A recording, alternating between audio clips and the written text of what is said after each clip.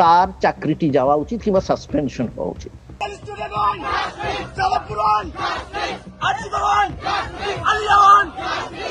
একা এইরকম মানে জঘন্যভাবে তাকে অত্যাচার করা, তার উপর এরকম বল প্রয়োগ করা, সেটা একার পক্ষে কতটা সম্ভব সে প্রশ্নটাও আছে।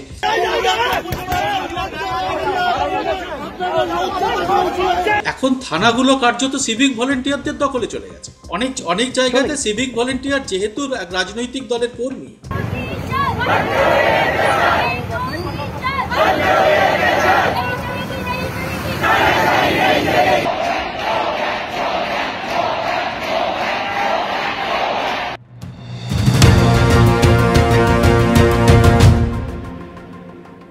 নমস্কার, সবাইকে স্বাগত। আমি সুব্রত বসু। আজকের এই খোলা আড্ডা অনুষ্ঠানে আমরা এমন একটা দুঃখজনক ঘটনা নিয়ে আলোচনা করব যেটা গোটা বঙ্গ সমাজকে প্রায় নাড়িয়ে দিয়েছে।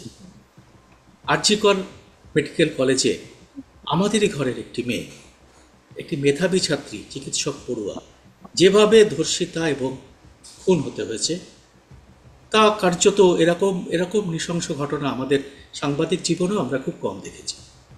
এর আগে 1 বছর আগে যাদবপুরে পড়তে এসে নৃশংসভাবে মারা গিয়েছিল স্বপ্নদীপ বলে তরুণটি। তার আগে আবারও দেখেছিলাম আমরা পড়তে যে কলেজ থেকে ফেরার পথে কামদুনিতে সেই একই রকমভাবে ধর্ষিতা এবং খুন হয়েছিল একটি মেয়ে, একটি তরুণী। একের পর একই ঘটনা বঙ্গ সমাজকে বারবার ধাক্কা দিয়ে গেছে। কামদুনির ঘটনার সময় গোটা নাগরিক সমাজ শঙ্খবাবু সহ, শঙ্খ ঘোষ সহ পথে নেমেছিল। এবারও আমাদের বঙ্গ সমাজ কিন্তু এর প্রতিবাদে এগিয়ে এসেছে এবং ছাত্ররা দিকে দিকে, শুধু আমাদের পশ্চিমবাংলার মেডিকেল কলেজ বা অন্যান্য জায়গায় নয়, সারা দেশ জুড়ে এর প্রতিবাদ হচ্ছে। এবং এখন দেখতে পাচ্ছি আমরা এই প্রতিবাদ ছড়িয়ে পড়েছে দিল্লিতে শুধু নয়, মুম্বাই, ব্যাঙ্গালোর, পাটনা এবং সমস্ত দিকে মানুষ কিন্তু ছাত্রদের পাশে এসে দাঁড়িয়েছে। আমরা এই বিষয়টি নিয়ে আজকে আলোচনার জন্য আমাদের সঙ্গে রয়েছে প্রবীণ সাংবাদিক এবং রাজনৈতিক বিশ্লেষক গৌতম বন্দ্যোপাধ্যায়। গৌতম দা, আপনাকে প্রথমে আমাদের দর্শকদের সবার পক্ষ থেকে স্বাগত। এরকম একটা দুঃখজনক ঘটনা নিয়ে আমাদের সাংবাদিক জীবনে আমরা বারবার এরকম কয়েকটা মুখোমুখি হয়েছে, কিন্তু এরকম ঘটনা বোধহয় খুব কম ঘটেছে পশ্চিমবঙ্গে, খুবই কম ঘটেছে। তো আপনি প্রথমে একটুখানি আমাদের বিশ্লেষণ করুন যে ঘটনাটা ধোঁয়াশা, ঘটনাটা নানা রকম সংশয়, পুলিশের নানা রকম বয়ান বদল, তার অভিভাবকদের কথা, এই নিয়ে মানুষের মধ্যে এরকম একটা সংশয় ধোঁয়াশা তৈরি করলো কেন সরকার? প্রথমত দেখা যাক যে যদি বলো যে কি করে হলো এই ঘটনাটা, এবং তারপর হচ্ছে পুলিশের যে তদন্ত প্রক্রিয়া এবং হাসপাতাল কর্তৃপক্ষের বয়ান বা যাবতীয় জিনিস, এই অনুষঙ্গ। একটা কাজ হচ্ছে, প্রথম কথা যে এই যে হাসপাতালগুলো আছে, সরকারি হাসপাতালগুলো, সেই হাসপাতালগুলোর যে পরিকাঠামো আছে, সেই পরিকাঠামোতে আমরা দেখেছি বেশ কিছুদিন এটা হয় যে কোনো রাজনৈতিক দল যদি ক্ষমতায় থাকে তখন কি নিজেদের ক্ষমতা বাড়াবার জন্য তাদের নিজস্ব লোক কি করে কোথায় লাগবে, কেমন ভাবে নিযুক্ত হবে, এই জিনিসটা চলতে থাকে। কিন্তু এই যে একটা পেশাদারি যাকে মনোভাব, সেই মনোভাবটা গড়ে ওঠে না। কেন গড়ে ওঠে না? এটার মধ্যে দুটো কারণ আছে। প্রথম কারণ হচ্ছে যে এই পেশাদারি মনোভাবটা না গড়ে ওঠার কারণ হচ্ছে চাকরি চট করে যায় না কারো, এবং কারোর বিরুদ্ধে সেরকম কোনো ধরনের ক্ষতিপূরণ, শাস্তির কোনো কথা ঘোষণা হয় না। কিন্তু বেসরকারি ক্ষেত্রে সেটা হয়, কারণ বেসরকারি ক্ষেত্রে তারা ব্যবসা করে, লাভ করে, তাদের দায় থাকে, এবং তারা যেন তেন প্রকারেরও জিনিসটাকে চেষ্টা করে যতদূর সম্ভব লোকের কাছে প্রমাণ করতে যে না, আমাদের সংস্থার সুনাম অব্যাহত আছে। এই যে আমাদের সংস্থার সুনাম অব্যাহত আছে, এই যে সরকারি হাসপাতালে এই দায়টা নেই। অথচ সরকারি হাসপাতালে সবচেয়ে বেশি মানুষ সেখানে যান চিকিৎসা করাতে, সাধারণ মানুষ থেকে আমি এমনকি অনেক অনেক মধ্যবিত্ত শ্রেণীর মানুষও সেখানে যান, কারণ সেখানে ভালো ভালো চিকিৎসক আছেন। কিন্তু এই যে পরিকাঠামোর দিকটা তারা একেবারেই নজর দেয় না। এটা হচ্ছে একটা মস্ত বড় ব্যাপার। কিরকম পরিকাঠামো? যে কোনো ধরনের পরিকাঠামো, যদি একটা কোনো হাসপাতালে মফস্বলেরও আমরা দেখেছি, যদি একটা কোনো রকম ক্রাইসিস হয় তখন কি করা হবে, তার জন্য কি কি জিনিস প্রয়োজন, হয়তো তার অর্ধেক নেই। কেন নেই তার কোনো হিসেব নেই। ওই যে বললাম, এর দোষ ওর ঘাড়ে চাপানোর একটা সুবিধা আছে। এটা একটা মস্ত বড়, এটা এটা একটা আনপ্রফেশনাল একটা কাজকর্ম চলতে থাকে। এইটা কিন্তু সরকার বরদাস্ত করে একটাই কারণে, কারণ সরকার ভাবে নিজের আমার যে ক্লাউডটা সেটা থাকবে। যেমন হয়েছে অধ্যক্ষের ক্ষেত্রে, এই যে সন্দীপ ঘোষ, তাই তো? হ্যাঁ। সন্দীপ ঘোষ, সন্দীপ ঘোষকে নিজে রিজাইন করলেন 3 দিন পরে বা 2 দিন পরে, প্রচন্ড বিপদে পড়ে উপায় না দেখে তাকে তিনি রিজাইন করলেন। কিন্তু সরকার, স্বয়ং মুখ্যমন্ত্রী তার রেজিগনেশন গ্রহণ করলেন না। কেন করলেন না? করলে কি অসুবিধা ছিল? প্রথম কথা, তিনি যদি করতেন তাহলে তো অনেকটা স্তীমিত হয়ে যেত আন্দোলন, খানিকটা। করলেন না, তাকে এনআরএসে পাঠালেন। কেন পাঠালেন? ওই একটাই কারণ, কারণ হচ্ছে আমার দলটাকে দেখতে হবে। দলের নিশ্চয় তার এমন একটা ক্লাউড আছে, সেই ক্লাউডটাকে উপায় নেই তাকে অমান্য করার। আসলে মূল হয়ে যায় সেই ক্ষমতা ধরে রাখার চেষ্টা। বিভিন্ন ক্ষেত্রে ক্ষমতা ধরে রাখার জন্য বিভিন্ন ছোট বড় মেজর জায়গিরদার তৈরি হয়ে যায় বিভিন্ন ক্ষেত্রে। এই যে একটা তুমি লক্ষ্য করবে, শান্তনু সেন, যিনি এই তৃণমূলের মুখপাত্র, তিনি ডাক্তার, তিনি অনেক বড় বড় কথা বলেন। এই ব্যাপারে তিনি কিন্তু সরাসরি খুব মুখোমুখি এমন কথা বলছেন না এটা বিরোধীদের চক্রান্ত বা কিছু বলছেন না, বরং কার্যত তিনি একটু ঠেস দিয়ে বলছেন যে এটা তাদের এই আরজি করে দেখা উচিত ছিল। কেন বলছেন? কারণ একটাই, কারণ নিশ্চয় আমি দূর থেকে বলছি, আমি চিনিও জানিও না কিছুই না, কিন্তু আমি আমার হিসেব বলছে যে তার ক্ষমতার খানিকটা খর্ব হয়েছে। সেখানে রোগী কল্যাণ সমিতিতে তিনি স্থান পাননি, সেখানে সুদীপ্ত বাবুকে পেয়েছে। এইটা এবং এর ফলে কি হয়? এর ফলে সত্যটা ঢাকা পড়ে যায়। সত্য যদি ঢাকা পড়ে যায় তাহলে বেশি দিন তো ঢাকা দিয়ে সেটা চলে না, বেশি দিন তো চাপা দেওয়া চলে না, সেটা বেরিয়ে আসছে। এর পেছনে অনেক ক্ষোভ আছে, আমরা জানি না, সাধারণ মানুষ জানেন না। ব্যক্তি বিশেষে প্রত্যেকটি মানুষের হতো এই সন্দীপ ঘোষ এবং তার সঙ্গে যারা সঙ্গী সাথী তাদের বিরুদ্ধে প্রবল ক্ষোভ আছে, সেই ক্ষোভগুলো সব বেরিয়ে আসছে। এটা হলো একটা। এবং এই সন্দীপ ঘোষের মতন যারা হন তারা এতটাই ক্ষমতা পেয়ে থাকেন, ক্ষমতা আমি একটু আপনাকে একটু ছোট একটু অ্যাড করে দিচ্ছি ইনফরমেশন। এই মুহূর্তে আমি দেখলাম যখন আপনি বলছেন তখন প্রবল বিক্ষোভ চলছে এনআরএস এই ন্যাশনাল মেডিকেল কলেজে। সন্দীপ ঘোষের গো ব্যাক, হ্যাঁ, তার ঘরতালা লাগিয়ে দেওয়া হয়েছে। হ্যাঁ, ওখানকার ছাত্ররা তাকে গো ব্যাক ধ্বনি দিচ্ছে। ও ন্যাশনাল মেডিকেল, হ্যাঁ ন্যাশনাল মেডিকেলে সেটা করে দিয়েছে। এবারে ন্যাশনাল মেডিকেল তালা লাগিয়ে দিয়েছে, কারণ সেখানে তাকে চাইছেন। এবারে সন্দীপ ঘোষ কি করবেন সেটা তো তার ব্যাপার, কিন্তু মুখ্যমন্ত্রী, স্বাস্থ্যমন্ত্রী তিনি কি করবেন? তাকে একদিকে আছে তার দল, আর আরেকদিকে আছে প্রশাসন। আজকের দিনে বিশেষ করে এই যে দলীয় রাজনীতির যুগে যারা খুব নৈর্ব্যক্তিকভাবে প্রশাসনিক কর্তা হতে চান তাদের এতটাই নিষ্ঠুর হওয়া প্রয়োজন, সেটা তো তিনি হতে পারছেন না, আর তার হচ্ছে না তার দ্বারা। তোকে যতই বাইরে খুবই তাকে বলা হোক আয়রন লেডি, অনেক বলা হোক, কিন্তু দলের মধ্যে তিনি সেই তার কর্তৃত্ব যদি কায়েম করতেন, এক কথায় তিনি একে বলতেন ও রেজিগনেশন নিতে হবে না, তার আগেই বলতেন তুমি রিজাইন করো, ইউ রিজাইন ফার্স্ট, বলেননি। এটা হলো একটা। দ্বিতীয় হচ্ছে, একটি লোক সেখানে ঢুকে পড়লো, সরাসরি 4 তলায় উঠে গেল। একজন তরুণী চিকিৎসক, তিনি বিশ্রাম করছেন, দরজা ঠেলে ভেতর চলে গেল, তার উপরে অত্যাচার করলো, শারীরিক যৌন অত্যাচার করলো, তাকে খুন করে ফেললো। ব্যাপারটা যেন এত সহজ, তা তো নয়। এই সমস্তর মধ্যে মানে অজস্র ফাঁক ফোকর আছে। সে উঠলো কি করে, সে কেন কিভাবে উঠলো, কার সাহায্যে, কার প্রভাবে, যে কোনো। আচ্ছা, আমি প্রথমেই ধরে নিচ্ছি এই লোকটি একটি আদত ক্রিমিনাল। যদি হয়ে থাকে তাহলে সে একটা আদত ক্রিমিনাল। ক্রিমিনাল মানে কিরকম, এখন কিন্তু মনস্তত্ত্ববিদরা এটা বলেন না, এটা মনস্তত্ত্বের জন্য হয়েছে তার, এটা বলেন না, কিন্তু এখন নতুন হয়েছে, এটা আদতে ক্রিমিনাল। এদের জেনেটিক মিউটেশন এমনই হয়েছে যে তারা ক্রিমিনালই হয়েছে। তারা আনন্দ পায়, মহিলাদের উপরে, দুর্বলের উপরে অত্যাচার করে আনন্দ পায়, প্রবল আনন্দ তাদের হয়। এমনকি একটা তৃপ্তি হয়, যৌন তৃপ্তি হয়, এই হয়। এবং এই লোকটা এই ধরনের যদি ক্রিমিনাল ইনস্টিংক্ট বা মানসিকতা থাকে, তাহলে বুঝতে পারা যাচ্ছে সে আগেও এসেছে, কারণ সে রেকি করেছে। সে তো জানে এই সময়টা কোন সময় ঢুকবো, ভোর 4টের সময় উঠেছে, বিকজ ই নোজ ইট, যে এই সময় ফাঁকা থাকবে, এই সময় আর কেউ দেখবে না, এই সময় ঢুকে যেতে পারবো। তৃতীয়ত, সে ঢুকলো কি করে? আমরা যা পড়ছি দেখছি যে সেই ওপরে লক নাকি ভাঙা ছিল। এটা কতটা, মানে কি বলবো, হ্যাঁ, প্রশাসনিক অদক্ষতার পরিচয়। একটা লক, মহিলারা যেখানে বিশ্রাম নেবেন রাত্রে, সেই লকটা ভাঙা যদি থাকে, তাহলে তো সঙ্গে সঙ্গে সেই ভদ্রলোকটির চাকরি যাওয়া উচিত। এখানে সেটা করা যাচ্ছে না। এটা হচ্ছে একটা প্রশাসনিক অদক্ষতার আরেকটা পরিচয়। আর এই যে লোকটা উঠছে যাচ্ছে, সে এরকম ভাবে অত্যাচার করছে, তার দায়টা কার? তার দায়টা মূলত পুলিশের। কেন পুলিশের?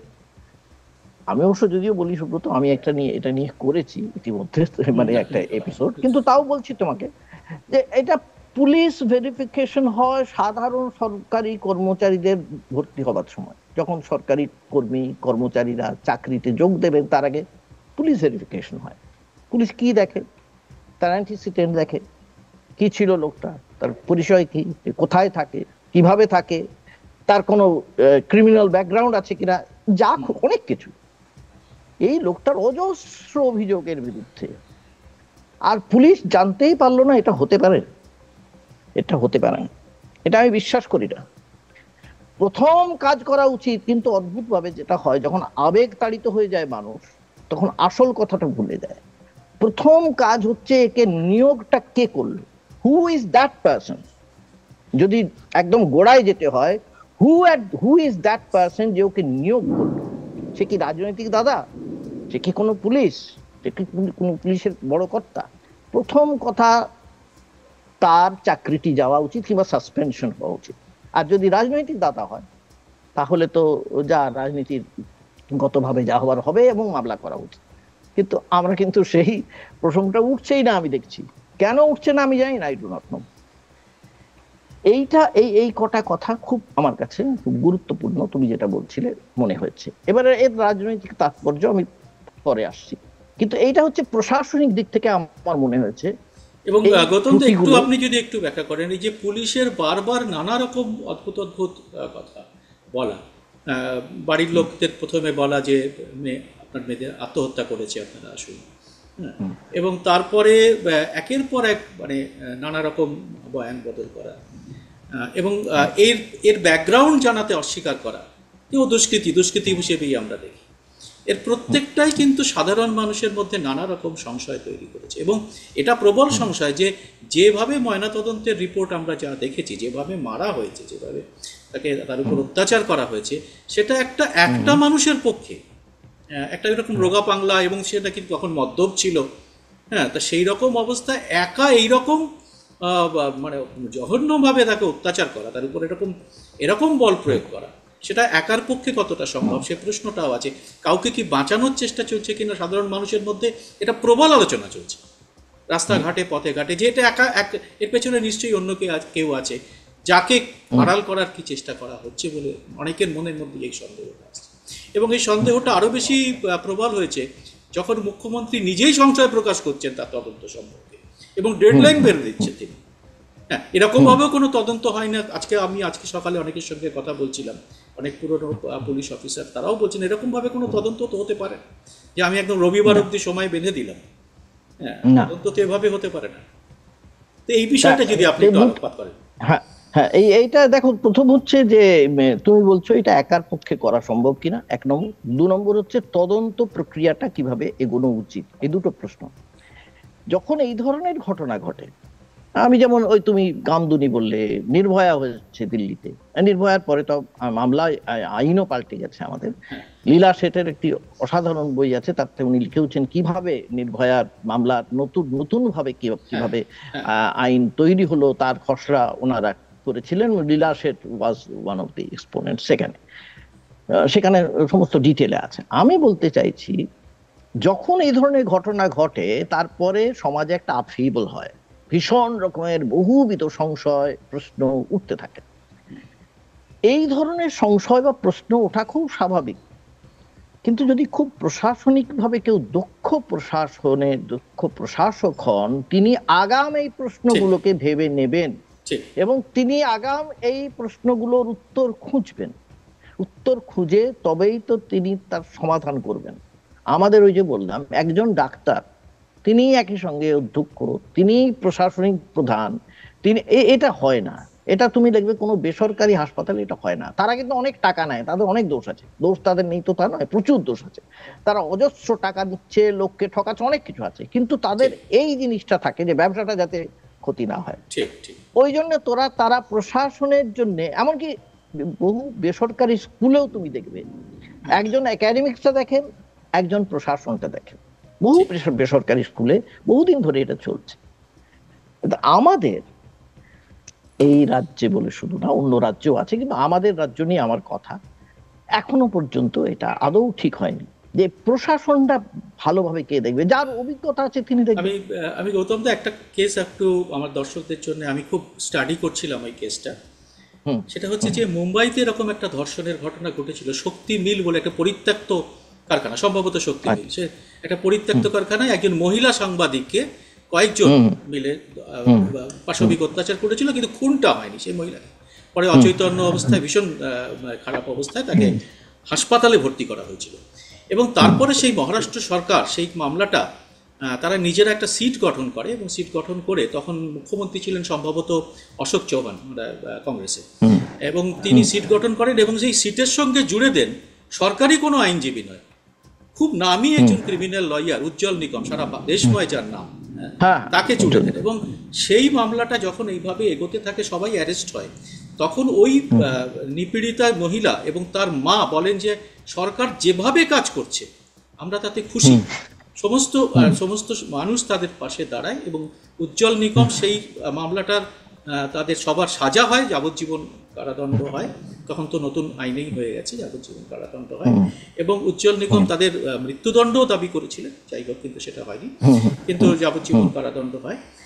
এবং আমি কামদুনি কাণ্ডের পরে যখন আমি কম্পেয়ার করছিলাম এই দুটো মামলার প্রশাসনিক, যে আমরা দেখলাম যে কামদুনি কাণ্ডে 17 কি 18 বার উকিল পাল্টানো হয়েছে, সরকারি কোনো বাইরে থেকে উকিল আইনে, প্রায় পাবলিক প্রসিকিউটর দেওয়া হয়েছিল। এবং সরকারের একটা বিপুল গাফিলতি ছিল কামদানি কাণ্ডের, যে অভিযুক্তদের সাজা দেওয়ার ব্যাপারে বিপুল গাফিলতি ছিল। এই উকিল যাচ্ছে, এই একজন আইনজীবী যাচ্ছেন, আবার একজন নতুন আইনজীবী আসছেন। একটা মামলায় যদি 17 জন 18 জন আইনজীবী পরপর দায়িত্ব নিতে থাকেন, তো সে মামলার কি হাল হবে। তা আমি দুটো মামলাকে কম্পেয়ার করছি, যে একটা জায়গায় যারা নিপীড়িত নির্যাতিত তারা বলছে আমরা সরকারের ভূমিকায় খুশি এবং সরকার দেখাচ্ছে যে আমরা এটা করতে পারি।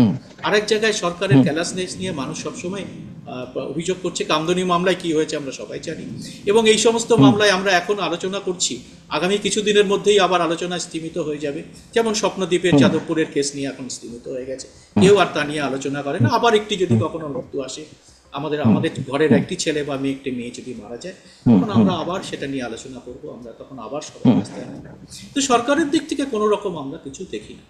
আমার মনে হয় যে আপনি এই যে আজকে যে কথাটা বললেন, যে এই যে সরকারের প্রশাসনিকতা, এটার সঙ্গে একটুখানি খুব সাযুজ্যপূর্ণ এই বিষয়টা। আমরা পরবর্তী যে বিষয়টা আসি, হ্যাঁ, আমরা পরবর্তী প্রশাসনিক গাফিলতির কথা আপনি বললেন, ধোঁয়াশার কথা বললেন, নানা সংশয় মানুষের মধ্যে আসি। একটু রাজনৈতিক এর বিশ্লেষণটা, এই যে আপনি যে এটা রাজনৈতিক বিশ্লেষণটা কিভাবে আমরা করতে পারি, যে সত্যি কি আমাদের রাজ্যের মুখ্যমন্ত্রী রাজনৈতিকভাবে খুব হয়ে গেছেন, যে তিনি কড়া শক্তভাবে প্রশাসন চালাতে পাচ্ছেন না, এটা কি মনে হচ্ছে বারবার? পারছেন না মানে, প্রথমত এই ঘটনার অভিঘাতটা এতটাই মারাত্মক অভিঘাত আমি বলতে চাইছি। হ্যাঁ, ঠিক। এবং সেখানে যে পরিমাণ তৎপরতা, অ্যালাক্রিটি যাকে বলি আমরা, সেটা দেখানো উচিত ছিল, সেটা মুখ্যমন্ত্রী দেখাতে পেরেছেন বলে আমার মনে হয়নি। আমার সন্দেহ আছে সেই রকম দেখাতে পারেননি, এটা আমি বলতে পারি। আমার দিক থেকে আমার মত হচ্ছে সেটা দেখাতে পারেননি। কি কারণে পারেননি সেটা আমি বলতে পারবো না, বলতে চাইবো না। কিন্তু এই অভিঘাত তো আছেই। তারপরে যে এইভাবে বিক্ষোভ সংগঠিত হবে, এটাও কিন্তু তৃণমূল দল বা মুখ্যমন্ত্রী নিজেও এতটা বুঝতে পারেন। এটাও ব্যাপার। যদি পারতেন হয়তো, তাহলে তিনি প্রথমেই হয়তো কিছু একটা ব্যবস্থা নেবার চেষ্টা করতেন। কিন্তু আমার আশ্চর্য লেগেছে যে পরে কেন তিনি এই ভদ্রলোককে পদে রেখে দিলেন। তার বলা যেতে পারে এটা শপথেই একটা রইলেন অত্যন্ত অন্য এক অত্যন্ত ভুল সিদ্ধান্ত হয়েছে বলে মনে হয়। অত্যন্ত একটা ভুল সিদ্ধান্ত। এটা এটা আমার মনে হয়, এবং এইটা উনি রাজনৈতিক ভাবে এই সিদ্ধান্তটা হয়েছে, এটার মধ্যে কোনো প্রশাসনিক সিদ্ধান্ত নয়, এটা একেবারেই রাজনৈতিক সিদ্ধান্ত। কারণ একটা দল যখন বড় হয় মানে কোনো একটা রাজ্যেই যদি হয়, আমি সারা দেশেও যেমন হয়, বিজেপি যেটা হয়েছে বিভিন্ন জায়গায় দেখেছি, রাজ্যেও যখন কোনো দল এরকম ভাবে বড় হয় এবং নিরঙ্কুশ ক্ষমতা ভোগ করতে থাকে, তখন তাদের যে এই মেজো সেজো ছোট দাদারা, তারা এতই বেশি মাথাচাড়া দেয় যে এই অবস্থা ঘটতে থাকে। একটা জিনিস লক্ষ্য করো, যে এই যে লোকটি, এই যে ধরা পড়েছে অভিযুক্ত, তার এই তাকে যে ধরা হলো, সে কি একমাত্র এইরকম লোক যে এই সিভিক ভলান্টিয়ার হিসেবে আছে? এটা আমরা ধরে নেবো? এটা কোনো ধরে নেবার মতো বিশ্বাসযোগ্য রাজ্য ঘটনা জুড়ে হতে আর পারে? কেউ দ্বিতীয়টি নেই এরকম। নেই। প্রথম কথা, মুখ্যমন্ত্রী বা পুলিশ মন্ত্রীর বলা উচিত ছিল যত সিভিক ভলান্টিয়ার আছে সবার পুলিশ ভেরিফিকেশন হবে, তারপরে কাজে যোগ দেবে, এটা বলা উচিত ছিল। তিনি বলেন, কারণ ওরা তো রয়েছে, এখন বাজারে রয়েছে, ওরাই ঠিক। চালাবে। তার মধ্যে অনেক ভালো ছিল, আছে, আছে তো বটেই, কিন্তু তাকে তো প্রমাণ করতে হবে যে সে ভালো, তার সে কাজের উপযুক্ত। কারণ সে তো, যতই আমরা বলি ভলান্টিয়ার, সে তো স্বেচ্ছাশ্রম দিচ্ছে না, সে তো পয়সা পাচ্ছে, টাকা পাচ্ছে, রোজগার হচ্ছে তার। এবার সে টাকা বেশি কি কম আমি সে প্রশ্ন এখানে যাচ্ছি না, এটা এটা অন্য ব্যাপার, সেটা পরের ব্যাপার। ঠিক। কিন্তু সে তো টাকা পাচ্ছে, সে তো টাকা পাচ্ছে বলেই করছে। আরেকটা কি পাচ্ছে? সে একটা ক্ষমতা পাচ্ছে। এই ক্ষমতাটা যদি এমন জায়গায় পৌঁছে যায় যার কাছে, যার কোনো দায় নেই, ক্ষমতাটাকে, ক্ষমতার মানে যাকে বলা হয় যে আমি অপব্যবহার করার জন্য, তার কোনো দায় নেই, এইটাই তো করে যায়, এইটাই করে চলে, হয়ে চলে। আমরা রাস্তায় ঘাটে দেখি না? রাস্তায় ঘাটে দেখি বহু ছেলে মেয়েকে ধরছে, বাইকে ধরছে, ওকে আটকাচ্ছে, ওকে আটকে ফাইন করছে। এসব সিভিক ভলান্টিয়াররা করছে, কারণ পুলিশ অফিসার জানে আমার কাজটা করে দিচ্ছে, টেনিয়া আছে, ইংরেজিতে বলে সাইড কিক, কিন্তু ইংরেজিতে সাইড এবং কিক যারা হয় এটা তারা। আমি বহু পুলিশ অফিসারের কাছ থেকে শুনেছি যারা সম্প্রতি অবসর নিয়েছেন, এরকম অনেক পুলিশ অফিসার আমাকে বলেছেন যে এখন থানাগুলো কার্যত সিভিক ভলেন্টিয়ারদের দখলে চলে গেছে। হ্যাঁ, অনেক অনেক চলে জায়গাতে গেছে। সিভিক ভলেন্টিয়ার যেহেতু এক রাজনৈতিক দলের কর্মী, তারা যে বার্তা বহন করে তার উপরে এই সমস্ত পুলিশ অফিসারদের ভাগ্য নির্ধারিত হয়, বদলি হবে কোথায় কি হবে। তো সেই জন্য তারা সিভিক ভলেন্টিয়ারদের কথা শুনে চলে, তাদের নির্দেশ চলে। থানার একটা দারোগা হোক, একটা বড়বাবু একটা হোক, হচ্ছে, হ্যাঁ, ওসি হোক, অ্যাডিশনাল ওসি হোক, তারা এইগুলো তাদের কথা ঠিক শুনে তাই, চলে। ঠিকই তাই। একটা হচ্ছে দুর্গাপুজোর ক্লাব। হুম। এই যে দুর্গাপুজোর ক্লাব 85,000 টাকা করে, 85,000 টাকায় তো কোনো পুজো হয় না, এটা আমরা জানি। 85,000 টাকায় দুর্গাপুজো হয় না, সবাই জানে। তো 85,000 টাকা তাদের দেওয়ার অর্থটা কি? পুজোর সাহায্য? কিসের সাহায্য? কি কিনবে তারা, কি করবে? ঠিক। তারা দুটো চারটে ব্যানার টাঙালে, পাড়ার দাদা দুটো চারটে পাঁচটা ব্যানার ব্যানার টাঙালেই তো সেই টাকা উঠে যায়। তাতে 85,000 টাকায় সরকারের কি হয়? এটা হচ্ছে সরকারের, তাদের হাতে দেওয়া টাকা, যাতে সেই টাকা যখন প্রয়োজন হবে সেই রাজনৈতিক খাতে ব্যবহার করা যাবে। এই তো পরিষ্কার হিসেব, এর বাইরে আমি কোনো হিসেব পাই না। আর অডিট, অডিট দেখাতে কি আছে? অডিট তো যে কোনো সময় দেখিয়ে দেওয়া যায়, দেখতেই তো হ্যাঁ, পাচ্ছ। না সে তো ঠিক। আর অডিট যে কত সাংঘাতিক হতে পারে সে আমরা জানি। কাজে এইটা এইটা একটা। আরেকটা হচ্ছে এই সিভিক ভলান্টিয়ার, এই ধরনের শুধু সিভিক ভলান্টিয়ারও নয়, মাঝে আরো এরকম ধরনের করবার কথা হয়েছিল এই ধরনের, কারণ সরকারের হাতে পার্মানেন্ট লোক রাখার পয়সা নেই, টাকা নেই। অথচ আমাদের সরকার যেহেতু সোশ্যাল ওয়েলফেয়ার সিস্টেমে বিশ্বাস করেন, মনে করে মানুষের করতে হবে, তার জন্য যত বেশি সংখ্যক মানুষকে এই কাজে ঢুকানো হবে। এবং কারা ঢুকবে? এ তো হতে পারে না যে অন্য দলের লোক ঢুকবে, তৃণমূল তো চাইবে না সেটা। পাড়ার যিনি দাদা, যে কাউন্সিলর আছে, বা কাউন্সিলর না থাকলেও যিনি নেতা আছেন, এমএলএ আছেন, তিনি কি করেন? তিনি লিস্ট পাঠান। যদি 10 জন লাগে, তিনি 5 জনের লিস্ট পাঠাবেন, আর 5 জনের লিস্ট অন্য কেউ পাঠাবে, এই করে তারা ঢুকে পড়ে। এবং তাদের দায়বদ্ধতাটা কোথায় থাকে? শুধু সেই দাদার কাছে থাকে। আর দাদার দায়বদ্ধতা কি? যাতে এই লোকটাকে সরিয়ে না দেয়। এইটাই আমি বলতে চাইছিলাম প্রথমে, যে এই লোকটিকে কে অ্যাপয়েন্ট করেছিল, কার ঠিকই বলেছেন। সুপারিশে সে ঢুকেছিল। একটা যদি বেরোয় না, একটা, অনলি ওয়ান কেস, তাহলে অনেক অনেক ছিদ্রগুলো বেরিয়ে আসে। একটা ছিদ্র বেরিয়ে আসা খুব দরকার, কিন্তু সেটা হচ্ছে না। আমরা কি খুঁজছি? কতজন ছিল, কতজন সেখানে অত্যাচার করেছে।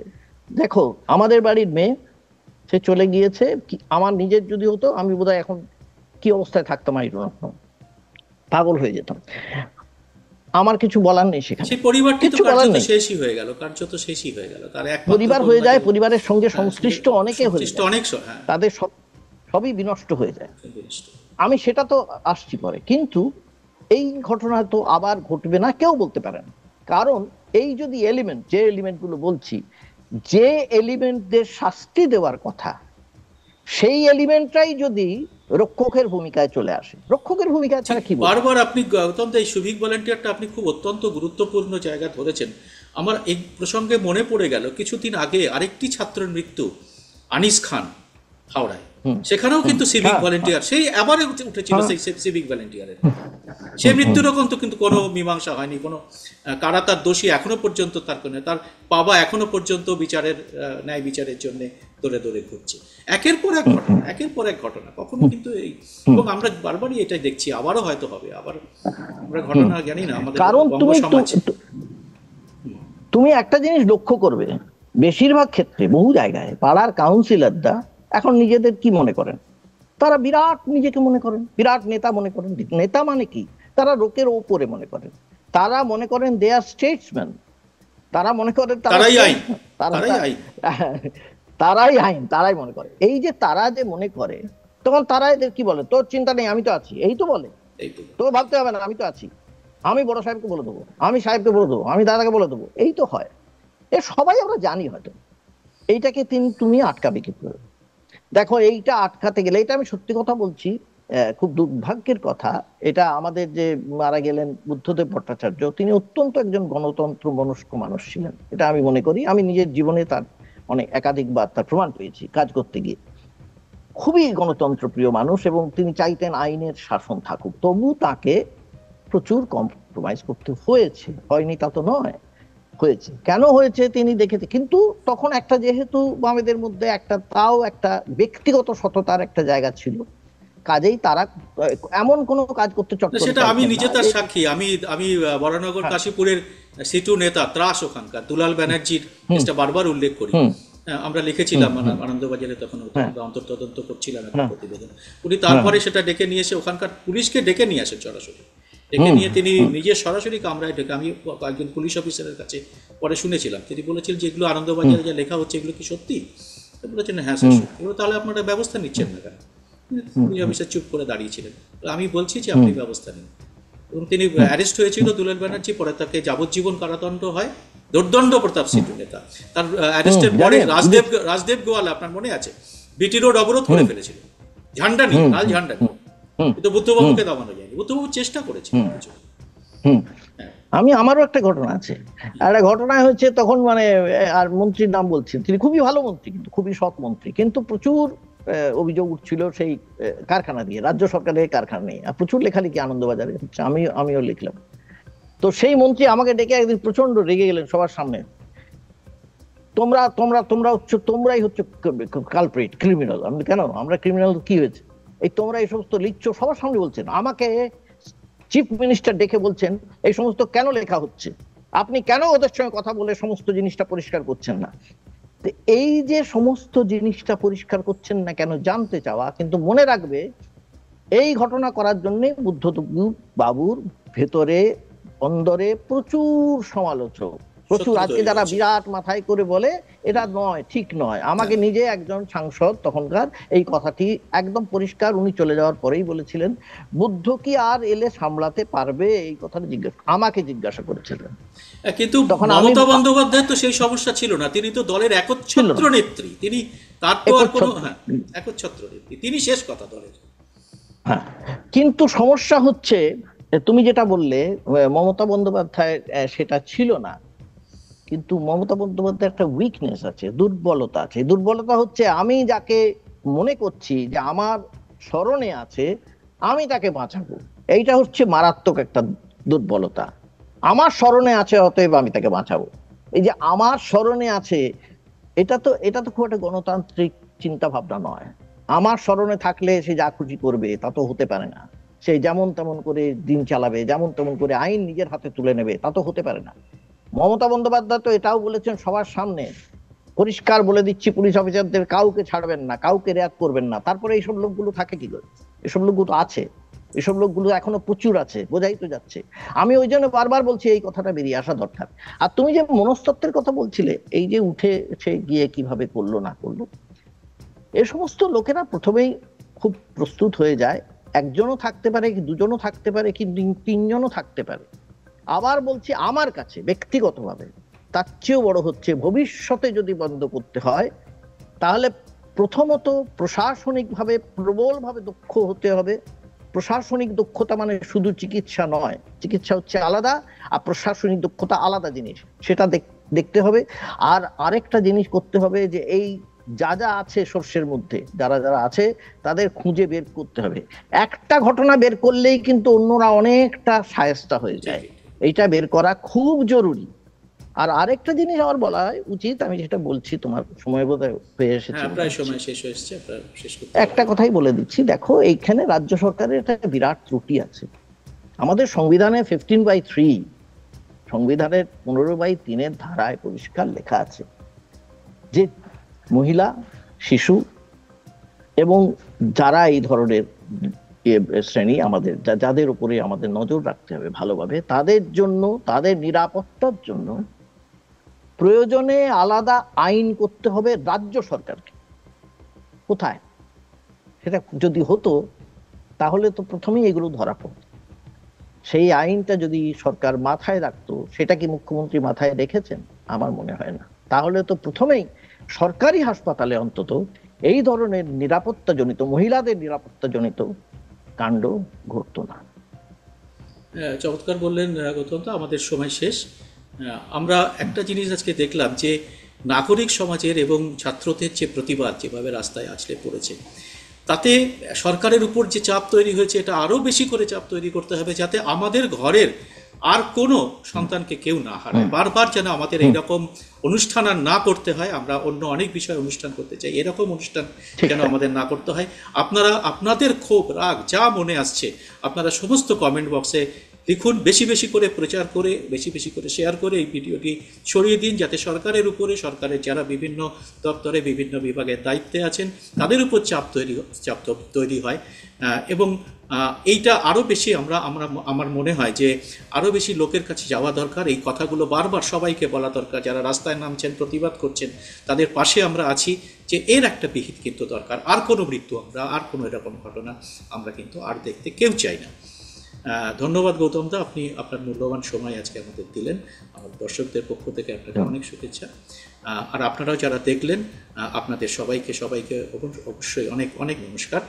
আপনারা যতটা পারবেন এই ভিডিওটি শেয়ার করে সবার কাছে পৌঁছে দেওয়ার চেষ্টা করবেন। অনেক ধন্যবাদ।